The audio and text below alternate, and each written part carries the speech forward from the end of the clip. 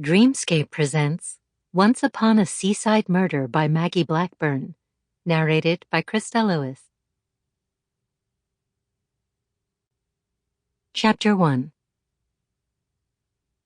Even though Hildy Merriwether's heart was pagan, she loved Christmas.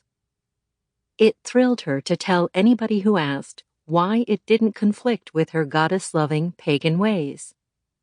As we practice Christmas today, it has very little to do with the birth of Christ.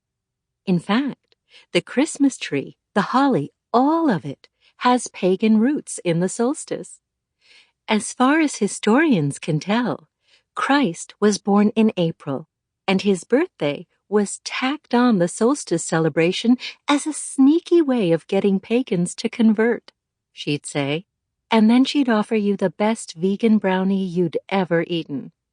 Disarming, yes, but that was Hildy, Summer's mother, and she was all peace, love, and stardust. But she was gone. Summer drew in a breath as she walked in the sand. The sound of the ocean had always soothed her, ever since she was a child. Christmas without her mother. She didn't know how she'd get through it, but get through it she must. It was one of the busiest times of the year for beach reads, the bookstore her mom had left to her.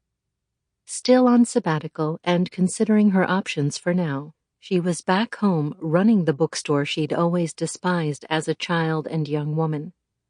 She didn't quite hate the store anymore. Life was full of surprises, and she'd had plenty since she'd been back on Brigid's island. She now knew who her biological father was.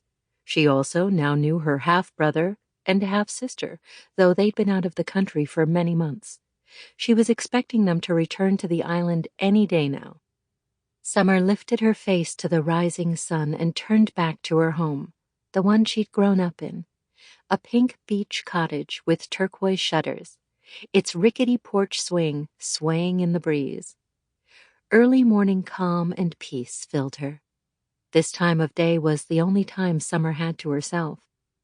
How had her mom run a bookstore, raised her, and made sure everything was taken care of around the house? Hildy wasn't an organized person, but she got it all done. Summer walked up the path. Her mom's parrot, Mr. Darcy, was in the window watching for her. The African gray provided interesting company. Summer's cousin Piper was back at work. Her Aunt Agatha was busy with her volunteer work, and her niece Mia was in school. Until tomorrow. Then she... Sample complete. Ready to continue?